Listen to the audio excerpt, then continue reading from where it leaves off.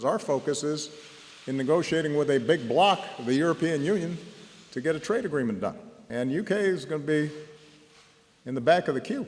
This may not be the case, according to U.S. President-elect Donald Trump. In a new UK and German newspaper interview, Mr. Trump said he'll offer the UK a quick and fair trade deal. In Brussels on Monday, British Foreign Secretary Boris Johnson, who campaigned for the UK to leave the European Union, welcomed Mr. Trump's remarks. I think it's very good news that the United States of America wants to do a good free trade deal with us and wants to do it very fast. And it's great to hear that from President-elect Donald Trump.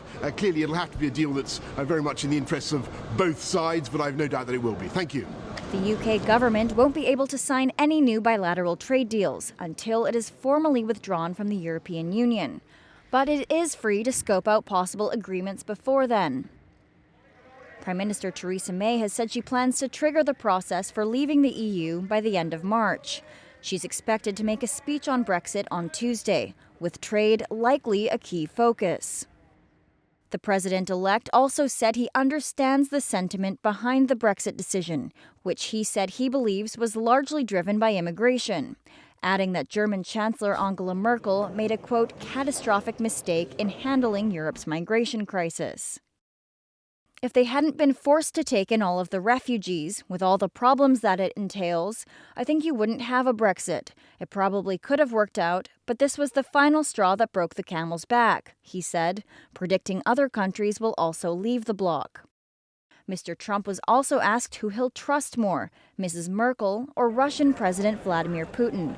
He said he'll start off trusting both. CIA Director John Brennan said Sunday that Mr. Trump lacks understanding of the threat Russia poses to the U.S. If he doesn't have confidence in the intelligence community, what signal does that send to our partners and allies as well as our adversaries?